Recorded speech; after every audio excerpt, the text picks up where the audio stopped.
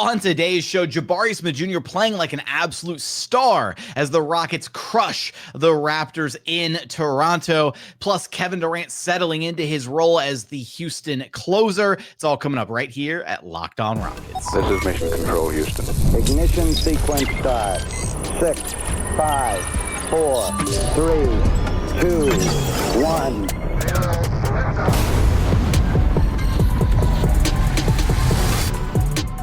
What is up, and welcome to another edition of Locked On Rockets, your daily podcast home for everything Houston Rockets basketball. As always, I'm your host, Jackson Gatlin, native Houstonian and credentialed media member. I'm also the host of Locked On NBA Fridays. Be sure to follow along wherever you listen to your podcasts or on YouTube, where the best way you can help us grow our show is to listen every single day on a podcast platform of your choosing, and then like, comment, subscribe on YouTube. And as always, thanks so much for making Locked On Rockets part of your day every single day, whether it's on your way to work, on your lunch break, in the gym. Thank you so much for being an everydayer.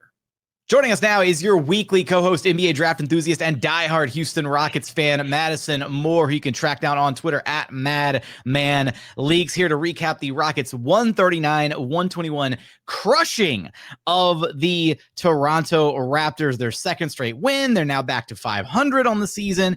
80-2 is still on the table, Madison, which is always a great vibe. How you feeling after this win?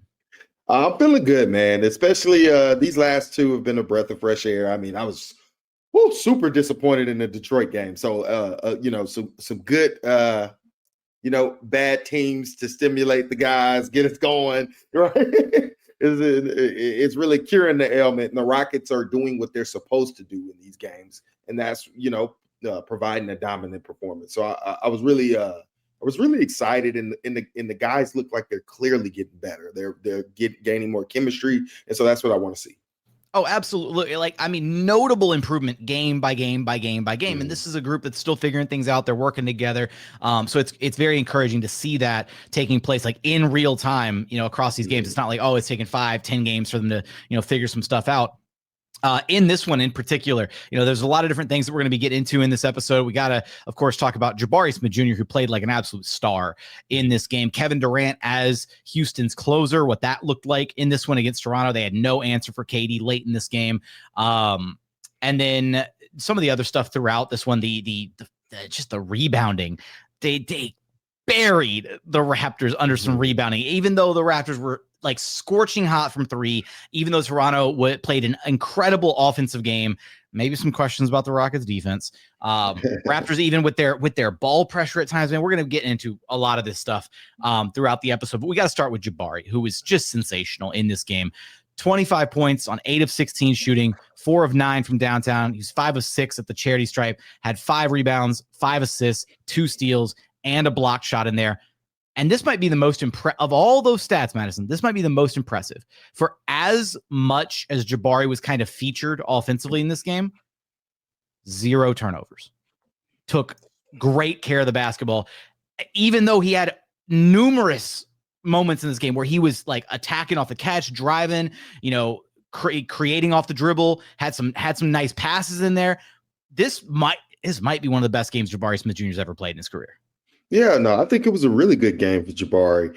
And you said a star level game, but it's more important that he was a star in his role. He let the game come to him, right? He was the beneficiary of many double teams on Alperen Sengun and Kevin Durant, and he was often the release valve that we've been talking about. And this is something that I kind of foreshadowed in my hot takes in one of the earlier episodes, is that why I thought that there'd be 3 players on this team that averaged over 18 points, and Jabari being one of them, because he's often going to be the beneficiary of a guy attacking a defense already in motion, receiving the plays. And he just has now, to me, has reached a level with his skills. His skills are now at a professional high right now. So now I believe we're going to get that 40% shooter we've been expecting to see.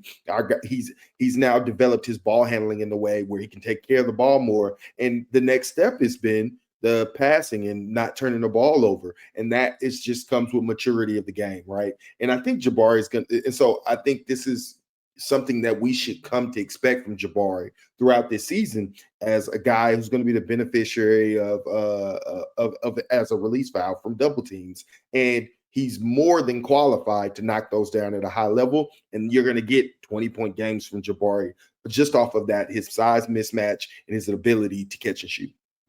Absolutely. And I mean, watching him kind of grow up in real time, especially given the fact that, through his first, few years with this team, he was kind of just an afterthought offensively, right? Like during that first year with Silas, and then even the first couple of years with Ime Udoka, because the Rockets had so many other mouths to feed offensively, because they needed to get Jalen his touches, because Alperen needed his touches, because Fred needed some touches. There weren't really many times or many opportunities that we saw Jabari really able to kind of spread his wings and do a little more offensively. And now we're starting to see that, right? Jabari has been a guy, like you said, who's been a star in his role previously, but now he's being given a bigger opportunity, more room to flourish, to kind of explore his game a little bit. And I love too that the Rockets recognized it and they kept going back to him, right? Early in the first quarter, after Jabari knocked down his second or his third shot, like Alperen made it a point to try and get the ball. It was Alperen one possession. There was another possession where KD made it a point to get the ball back to Jabari so that he could keep trying to go to work, because he was clearly on. He was locked in early, and that's been. Not been, but it's like one of my pet peeves is when a guy clearly has it going, you need to get back to him. And in fact, I was a little frustrated when Jabari checked back into the game after getting his first rest. They took a few minutes before he got his first touch, and literally his first touch, his first real shot touch, whatever, sunk another shot. And I was like, come on, man. This guy is on. You got the moment he's back in the game, you got to treat him like he's still hot and get the ball back in his hands. But they did do a really admirable job of feeding the hot hand, right? Getting him in his spots. And that whole release foul thing, right? You're so on the money with the fact that both KD and Sengun command so much attention that Jabari has to be the play finisher, right? He's got to be the guy to actually knock down the shot. But it was a collaborative kind of team effort to get those moments where, okay, here's the double team. All right, swing, swing, swing. All right, bam. Now Jabari catches the ball and defenders out, rotating out to him. We're trying to close out to him. Bam. He can drive. He hits the pull-up three if he's wide open, all these different things. And it was great to see the Rockets as a team playing so well offensively off of the gravity and attention that KD and Sengun command. 31 assists as a team. Alperen Sengun leading the way with 9 of those bad boys. But I mean, the playmaking across the board from this Rockets team. Alp led with 9 assists. Amen Thompson with 7 assists. Jabari Smith Jr. with 5 assists. Tari Eason with 4 assists. Even Steve-O had a couple assists in there. It was really impressive seeing how well they were just sharing the basketball as a unit in this game. Yeah, I think that is the major improvement that I feel like we've seen game to game. It's just the ability of guys are still learning where they fit in this offense. I think KD kind of alluded to it too. And the guys are settling into really understanding that they have to play unselfish, and everybody, not just Alperen Sengun as an engine for this team, but everybody has to be unselfish and move the ball quickly. Right. And in that, because we have such a talented team that these guys, there's going to be opportunities for everyone to eat. Right. But only if the guys are passing the ball and it's infectious. You talked about it last time with Brooklyn, but long as the guys are making the right plays for one another, they all are going to feel the stat sheet. And that's what we saw tonight. We like to see them. And it's good that they get to do it against some lesser teams, because it gives them the scrimmage, the confidence, right? So they can do that for when they face tougher competition. So it's really good to see that. This is how this offense is really growing. We're starting to see that these guys can really do it by committee because they don't have a point guard, right? And so they're going to have to rely on being unselfish with one another and operating off the double teams that Alperen Sengun and Kevin Durant draw, but also making that hockey assist, right? So that extra pass, it turns a good shot into a great shot. And we have a lot of guys on our team who can make good shots, but once they are great, the entire team eats and basketball becomes beautiful again. Coming up, we're going to break down how the Rockets were able to overcome the Raptors' 52.5% three-point shooting in this game, weathering the three-point barrage from Toronto. Kevin Durant showing up as the closer in this game, 12 points in the fourth quarter. Steven Adams' massive impact off the Rockets bench, and a lot more to get to from this one. We're going to get there in just one moment. First, today's episode is brought to you by Peloton. Peloton is shaping the future of fitness with the brand new Peloton Cross Training Tread Plus, powered by Peloton IQ. It's their most advanced equipment yet, designed to give you real-time guidance and endless ways to move, whether you're running, lifting, or cross-training with your favorite instructors. This is training reimagined. Peloton is built for breakthroughs with tools that help you plan, stay motivated, and reach peak performance. The Peloton IQ system offers real-time strength coaching. It actually tracks your reps, suggests the right weights, and corrects your form, making every rep safer and smarter. So let yourself run, lift, flex, and push forward. Explore the new Peloton Cross Training Tread Plus today at onepeloton.com. And continuing on here at Locked On Rockets, your daily podcast, home for everything Houston Rockets basketball. Now, Madison, this was a game that, even though it felt like the Rockets were kind of like in control for a majority of this game, there were points where the Raptors, like absurd three-point shooting in this one, very much kept them in the game all night long. Like at no point were the Raptors truly done for, because even when you thought they were done, they would rip off like 10 points in a row, all from three, or they had that one run that they went on. Second quarter. They hit 8 threes in the second quarter. Rockets were up by 11 at one point, and then the Raptors went on like a 15-3 run to reclaim the lead and go up a little bit. And then thankfully the Rockets were able to kind of like fight back, bounce back into it a little bit. They closed the half really well, and took a 7-point lead into halftime. But what was so impressive was the end of this game, where, again, you know, the Rockets started to build up a pretty sizable lead. At one point, they had a 17-point lead, somewhere there in the third quarter, near the end of the third quarter. And then the Raptors ripped off another 9-0 run. Like, just all the threes started falling again. It was kind of ridiculous that as a team, Toronto shot 21 of 40 from downtown, 52.5%. They shot better from three than they did from two in this game. They were just 50.6% shooting overall. And the way that the Rockets were able to really withstand, normally you shoot over 45% from three, you're probably the winning team. I don't know how many games in NBA history where a team has shot this well from three and somehow still managed to lose, but it can't be that many. I haven't seen like an ESPN stats and info tweet about it yet, but even though the three-point shooting was so lopsided in this game, Rockets were 13 of 30, still shot 43.3%, but the sheer volume of threes, the discrepancy there, they were minus 24 in three-point shooting in this game. And that's usually really hard to overcome, but they did it with their free throw shooting, 26 of 34 at the charity stripe, 76.5% overall, and that's where they were plus 12 at the free throw line, so that makes up part of it. And then the other part of it was the second chance points, man. Yep. The Rockets absolutely crushed Toronto on the offensive glass. Like, it's not even funny how bad. Like, the Rockets as a team had 17 offensive rebounds in this game. The Raptors as a team had 18 defensive rebounds in this game. They only had 22 rebounds total in this one. This was one where the size, the length, the physicality of the Rockets was on full display all night long. There was no Jakob Poeltl for the Raptors, so he's usually their starting five, right? Scotty starts right next to him at the 4. They were super undersized all night long. Their tallest player of the entire game was, I think, Sandro Mamukelashvili, who's like 6'9", maybe. Scotty was 6'8", Brandon Ingram 6'8". They just had no answer for the Rockets in the rebounding department, which led to a ton of second chance opportunities. The Rockets 23-11 in second chance points. That's another plus 12 for the Rockets. So plus 12 in free throw, plus 12 in second chance points. That matches the 24, and that's the wash on, even though the Raptors were scorching hot from three, the Rockets themselves had their own advantages that they leaned into. Yeah, this was supposed to be a blowout from the start, honestly. That is, you can't pay a team to shoot that well.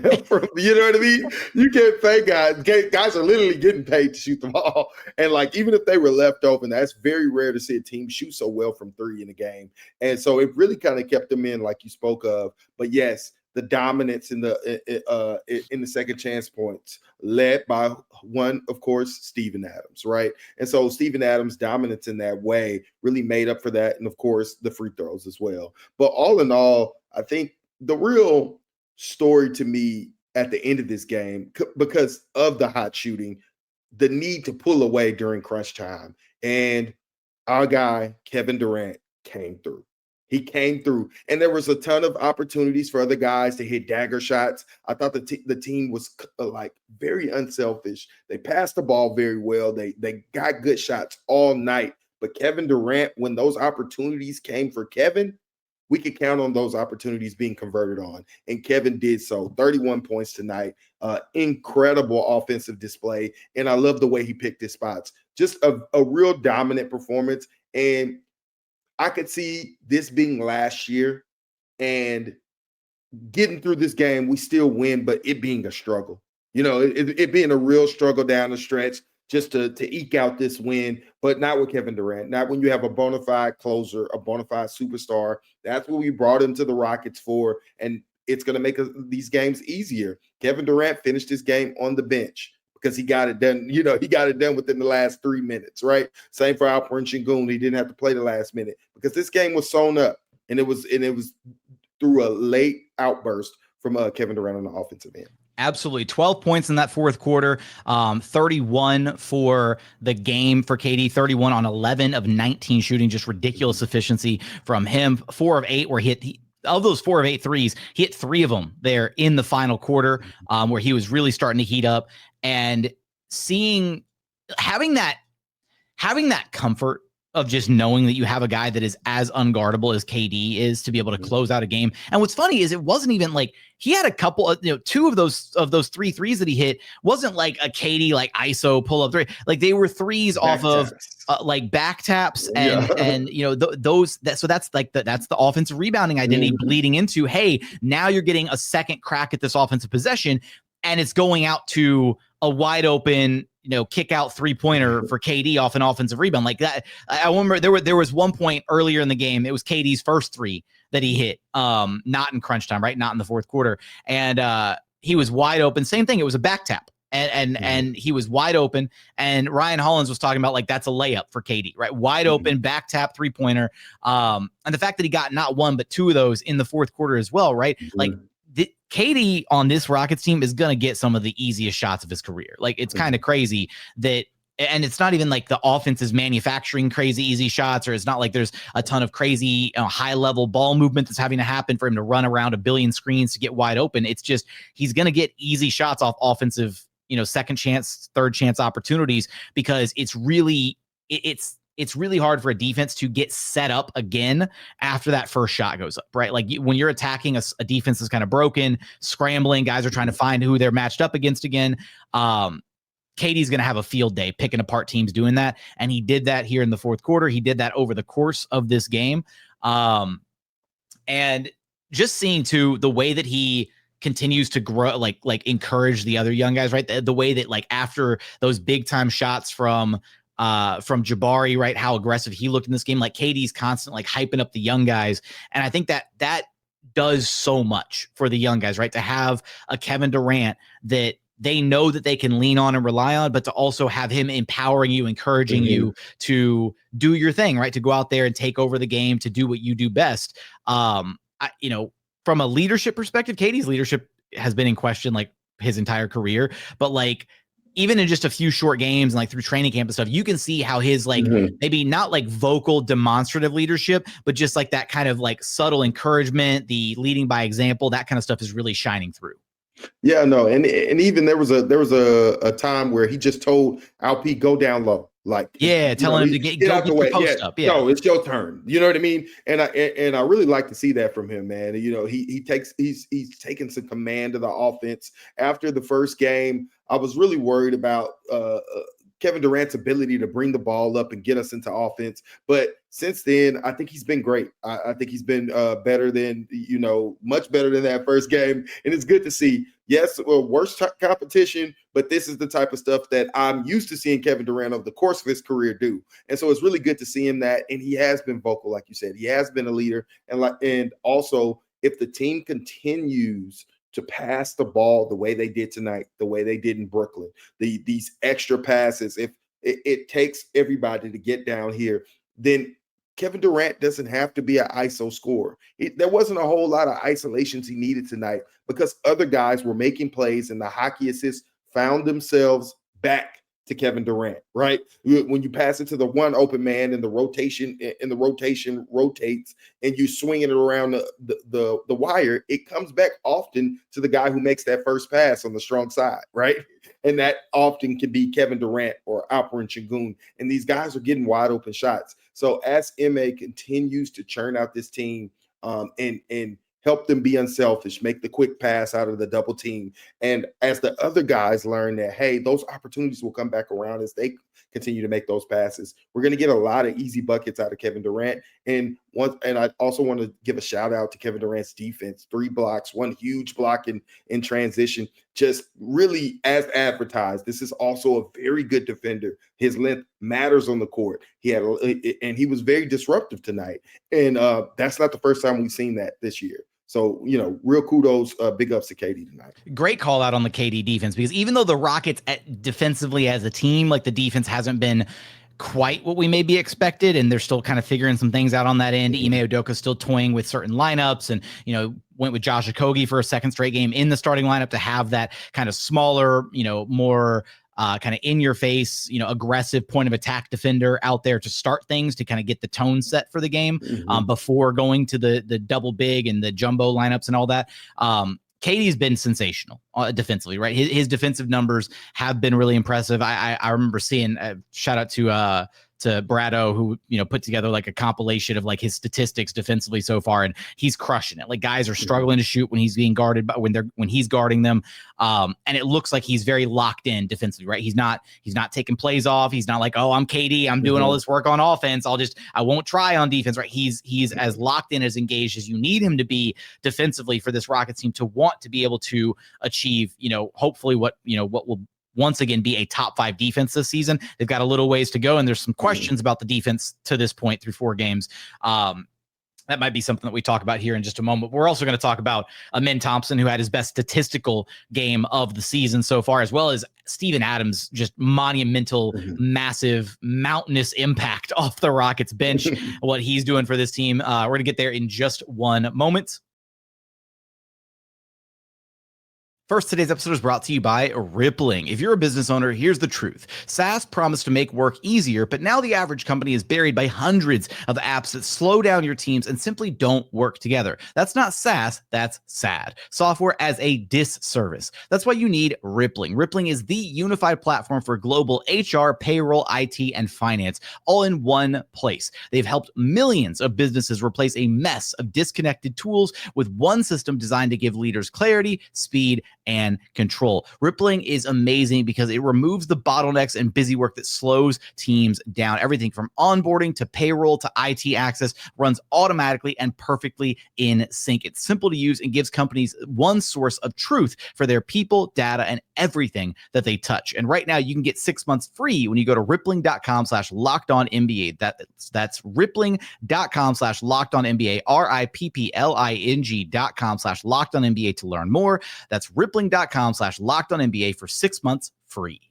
Today's episode is also brought to you by Robinhood. Your ambition just met its match. With Robinhood, you play for the win, not just on game day, every day, locking in on every opening, beating your PR, beating it again. Channel that drive into your money. Robinhood puts you in control of your money. Trade stocks and ETFs, options, futures, and crypto, all on one platform. You can now build and execute your own trades from a desktop with Robinhood Legends advanced tools, or take advantage of the new Robinhood strategies with a tailored portfolio managed by a team of experts. You expect more from yourself, expect more from your money. Get started today at robinhood.com/yourmoney. Again, that's robinhood.com/yourmoney. Your money, your move.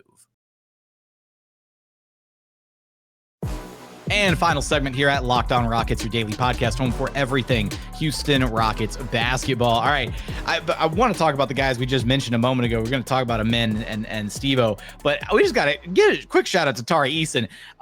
Tari Eason, heave specialist now, Madison. The back-to-back heaves in one game, had the heave at the end of the first quarter from half court and banked it in, and then he had the heave at the end of the third quarter too. Like, Tari Eason, wasting no possessions, man, handed the Rockets 6 extra points that they otherwise would not have had. Shout out to Tari. Yeah, man.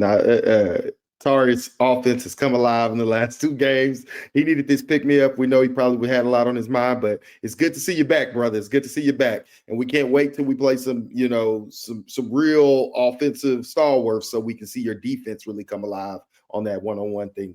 We know you come. We know you're coming with that defense too, Tari. So it's really good to see him back in rhythm.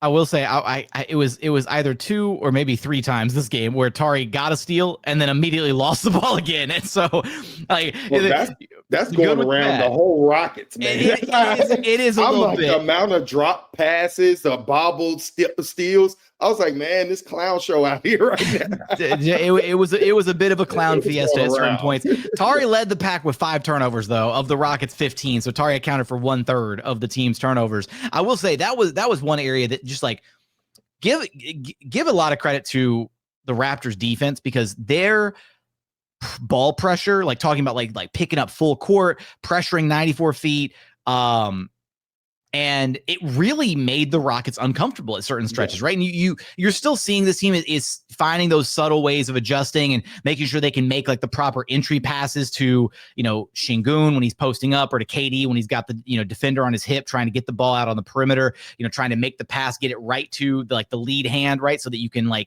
so the whoever's receiving the ball can catch it, can secure it, 2-hand catch, that kind of thing, so you don't bobble it, that kind of stuff. But the Raptors defense was really good this game. It feels weird to say, oh, the Raptors defense was really good when the Rockets put up 139 points. But it was like the ball pressure. It was frustrating at times for this Rockets team, and it led to a number of turnovers. It's just like, I don't know, the Raptors just weren't really able to capitalize on those turnovers, and they certainly weren't able to get out and run very much in this game. And that's another area that I failed to mention earlier, talking about the competitive advantages from this game for Houston. The fast break battle. My goodness, as fast as Toronto was trying to play in this game, the Rockets played like 3 times faster. Yeah. They had a 27-7 advantage in fast break opportunities in this game. And that is something that if this team can suddenly start playing faster, which it very much seems like they're going to be playing a lot faster through 4 games than they were the last 2 years under Ime Udoka, that's going to be a very big difference maker for them offensively, getting those easy transition opportunities, all of that. And some of that comes down to the man that we do want to talk about, Amen Thompson, right? His ability to get out and push tempo and push the pace in transition, get some of those easy transition scoring opportunities. And he did just that on his way to his 18 points on 7 of 13 shooting, 9 boards, 7 dimes, couple steals in there. Solid night for Amen Thompson. Yeah, no, very solid night from Amen Thompson. He kind of started off a bit slow, but then really got involved. Really, he missed a couple layups early, and he had 8 in the fourth quarter. So he was KD was the closer, and then Amen Thompson was right there. Yeah, exactly. And I thought him getting up and down was really integral, and he was just a beast on the boards and getting downhill and making kick out passes. What I was talking about making those kick out passes to the far corner and that rotating around. A lot of that started with Alperen Sengun double teams or Amen Thompson downhill pressure, right, and kickouts. And I thought Amen was honestly just a jack of all trades tonight. And I'm really happy. The Rockets have to also, as they go through this and understand what their roles and how they can be impactful for this team in the offense, they'll come to understand that Amen Thompson, getting him open up and down, streaking up and down the fast break is going to be the easiest way for them to get buckets, right? His ability to get downhill, make plays for others, and score himself is just really going to get him going and really going to be a way for us to get these easy buckets that you need throughout the game to get you through games. And I really want the Rockets to put more emphasis on finding him off missed shots, right? And of course, I like also that the Rockets are no longer playing zone as their primary defense, right? We have all these ranges. Even with the double bigs out there, there were stretches in this game where they had the double bigs or the jumbo lineup out there, and yet they were still matched up man to man. There were a couple points where they were like they miscommunicated because a couple guys tried to line up in zone, and then somebody was like, no, like we're in man now, go get your guy. And so that it's still they're learning, but I agree with you there. It was great to see them like actually mixing it up a little bit defensively. Exactly, but it also gives guys the onus to take the onus. This is the guy I'm guarding it, and that's how we get more steals and deflections. And we know that's what ignites our offense. That ignites our fast break. And we don't want to take this from guys when you have guys on your team like Amen Thompson, Reed Shepard, Tari, Eason. These guys are defensive playmakers, and you need to allow them to take that onus and really get up under guys and make those plays. So once again, excellent game from Amen Thompson. I thought it was a very solid game, and he just plays. He's been playing within the flow of the offense so beautifully this season. I'm really proud of his play. We're not going to ignore that 8-second turnover though. That was egregious. That was so bad. Pressure. Yeah, it wasn't even the ball pressure. He just wasn't paying attention, man. He just he was just walking up the court. No, the first one was the ball pressure. Because he almost had one in the first half. That's what it was. So there was one that almost happened in the first half, and then there was one that did happen. And okay, ball pressure a little bit, but that's one of those moments where it's like, Amen needs to realize, hey, I'm the lead guard, right, for better or for worse, and I got to be able to at least walk the ball up without an man. Ime was heated after that, and deserved it. That was, man, just Amen deserves some suicides after that one. You running some laps after a mistake like that. But no, it was a solid overall game from him. And again, watching him, this is going to be a topic that we're going to have to explore in a future episode. But this whole idea of Amen on ball versus off ball, he's just so incredibly gifted as an off ball player. He's got this innate ability as a cutter, finding opens, the open seams in a defense, being in the right spot, playing so well out of the dunker, which is primarily what he was doing there in the fourth quarter, right? He had one, maybe a couple buckets where he got downhill and sliced up the defense, but he also had a couple buckets just playing off ball and playing out of the dunker and getting those feeds from Alperen Sengun. He had back-to-back dunker spot plays from Alpi. And so it's really tough because I know the Rockets and Amen himself probably wants to be able to, nurture and grow that on-ball ability, but they have to deal with okay, how much do we play him on ball versus off ball? Cause he's so damn good off ball. And that's going to be an interesting dynamic to watch throughout this season. We got to talk about Steven Adams too, because my goodness, not getting the starting nod these past couple games, but his impact still undeniable. 12 points in 20 minutes of action, 5 of 6 shooting, couple free throws, 12 rebounds, 8 of them came on the offensive glass, 8 offensive rebounds. Yeah. I'd like to make a case for Steven Adams, 6th man of the year. And I think... Oh, are we starting it right here? Is this where we're starting I think we should make this case, man. I mean, this guy plus minus, this guy's impact. And I love that when he comes off the bench, it's harder for teams to game plan against him. And he becomes more effective. It's kind of like the zone. When teams know that's all you're going to do, they load up on it, right? It becomes their whole game plan. But when he comes off the bench and he's going against second units, he becomes so much more effective. And then you can play him down the stretch as well and still get him ineffective in those areas. But when you start with your rangy defender like Josh Okogie, guys who you can put on, you know what I mean? And then you also allow Amen to play off ball and have that dunker spot open. So he has that chemistry with Alperen Sengun. It makes sense, right? And so I really think the Rockets, this guy was so dominant off the bench. And it's you can't game plan for it. He's in against your backups. Starters are going to have hell with him. Imagine what he's going to do against the backups. And what he did was dominate. 12 rebounds in 19 minutes is insane. And that's the market inefficiency the Rockets need to target. That's how the Rockets extended their lead in the first half or gained their lead. It was with those Steven Adams bench minutes, because those were the guys who could not hang with the Rockets. The starters were shooting lights out for Toronto. So they kind of played us even, right? But it's in those bench minutes where Steven Adams was truly dominant. And when we missed shots, he made up for it. Oh, absolutely. And look, the other part too is for a team like the Raptors that were, just trying to ball hawk as much as they could and pressure and be right, inside the Rockets jerseys. Easiest way to prevent some of that ball pressure, you get a brick wall Steven Adams screen. That's one real easy way to clear a defender off of you and get, create some type of an offensive mismatch or advantage, what have you. To me, the number one thing that stood out for Steve-O, obviously all the things he did, but just he looks so healthy.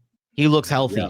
And that's so encouraging. Like I'm talking the couple like the 3-point block that he had on RJ Barrett, where he like just completely like deleted that shot into the first row. And just like the way that he's running out and closing out to 3-pointers, moving great. He had that other closeout to Grady Dick in the corner, and Grady, like he went like off the side of the backboard. Dude probably couldn't see anything but Steve-O's gigantic like baseball mitts of hands like in his face when he went for that shot. And just his touch around the basket. You know, I think that there are a lot of bigs that struggle when they get an offensive rebound. They're like, oh my God, what do I do with it? Like, do I go back up with 4 bodies around me and like just, you know, try and get something off the glass? And they put up some kind of BS and it's messy.